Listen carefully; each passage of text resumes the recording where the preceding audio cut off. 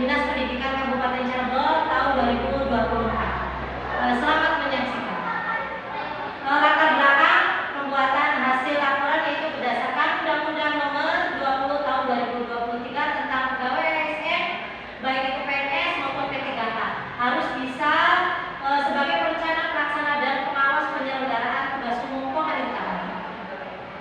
Kemudian ada visi dan misi Kabupaten Cirebon, terwujudnya Kabupaten Cirebon yang berbudaya, sejahtera, agamis, maju, dan aman. Adapun misi Kabupaten Cirebon yang pertama berbudaya, kita menjunjung tinggi tentang budaya yang ada di Kabupaten Cirebon. Kemudian yang kedua sejahtera, berarti meningkatkan kualitas pendidikan. Kemudian yang ketiga agamis, kita bisa masyarakat Indonesia senantiasa menerapkan nilai budi pekerti.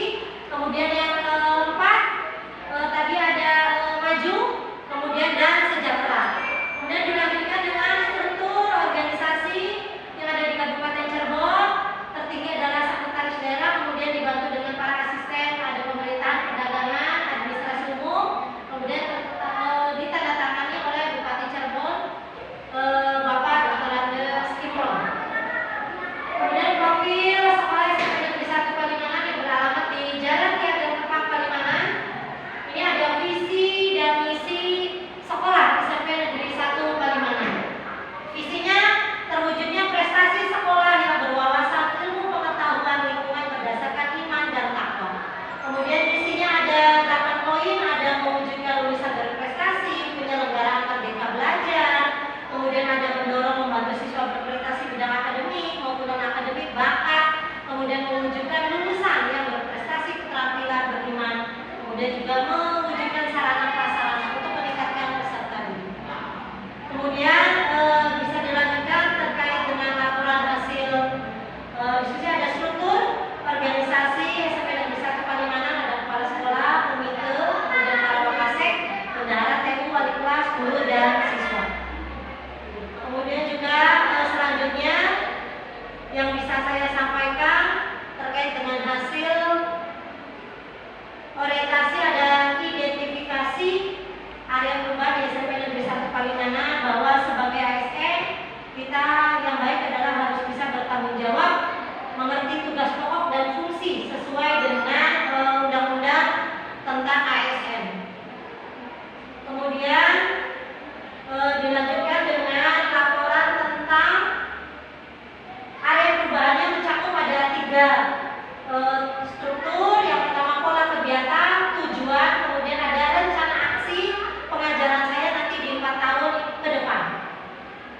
Langkahnya melakukan pengamatan, kemudian juga membuat program, kemudian setelah itu membuat perangkat, kemudian diterapkan di dalam mata pelajaran IPS, kemudian melakukan action dan dilanjutkan dengan melakukan penilaian keterampilan yang nanti dilakukan oleh siswa.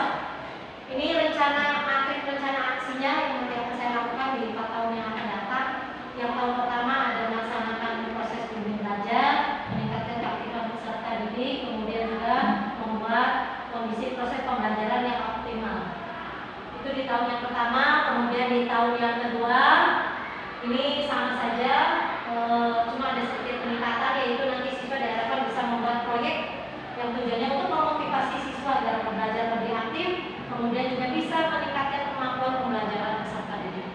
Kemudian dilanjutkan dengan rencana aksi pembelajaran